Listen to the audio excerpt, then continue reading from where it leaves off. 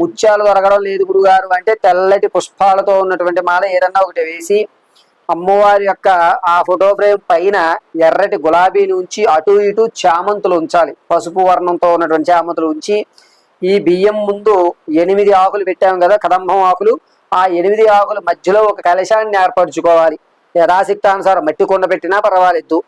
ఆ కలశంలో నీళ్లు కానీ లేదా బాగా మజ్జిగ కానీ పోసుకుని కలశాన్ని ఏర్పాటు చేయాలి. ఎక్కడా కూడా మజ్జిగతో కలశం అనేది ఎక్కడా ఉండదు.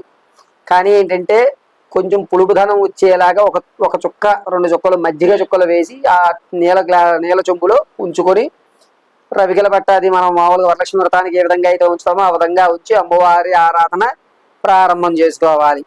నైవేద్యంగా విశిష్టంగా తీపి బూందీ గాని జిలేబీ గాని లేదా మోతీచూర్ లడ్డు మనకి కాషాయం రంగులో వస్తుంది చూసారు, అది ఇవి గాని నైవేద్యం అంతే తప్ప పులిహోర దద్దోజనం వీటి వ్యవస్థలోకి రావు.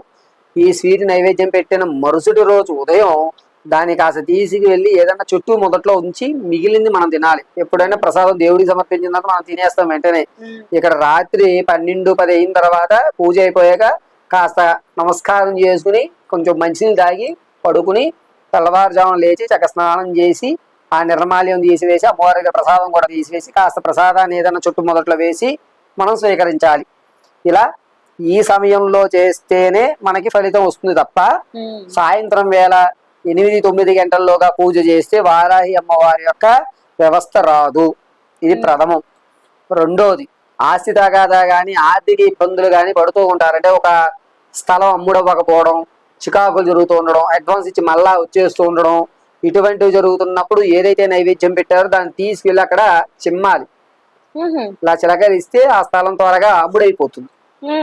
ఆర్థికంగా ఇబ్బంది పడిన వారు స్వీకరించాలి. అనారోగ్యంతో ఉన్న వారికి ఏంటంటే అమ్మవారి దగ్గర 9 రోజులు పెట్టిన తర్వాత కలశంలో నీళ్లు ఉంటాయి కదా, వాటిని 2 చుక్కలు పెదాల మీద వేసుకోవాలి. అంటే అందులో మజ్జిగ వేస్తాం, పులిసిపోతుంది, ఇబ్బందిదాయకంగా ఉంటుంది. 2 చుక్కలు పెదం మీద తీర్థం కింద తీసుకుంటే గనక ఆరోగ్య సమస్య అనేటువంటిది పరిష్కారం అవుతుంది.